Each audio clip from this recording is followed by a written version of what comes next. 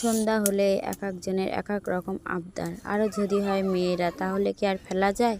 মেয়েরা আবদার করেছে সেটা তো রাখতেই হবে, তাই বোল করা চিকেনগুলো আমি আরও একটু ছোট ছোট করে কেটে নিয়েছি। নিয়ে এতে দিয়ে দিলাম আদা রসুন বাটা, হলুদের গুঁড়া, কাশ্মীরি লঙ্কার গুঁড়া দিয়ে একটু দিয়ে দিলাম কর্নফ্লাওয়ার দিয়ে এটা ভালো করে আমি একটু মাখিয়ে নেব।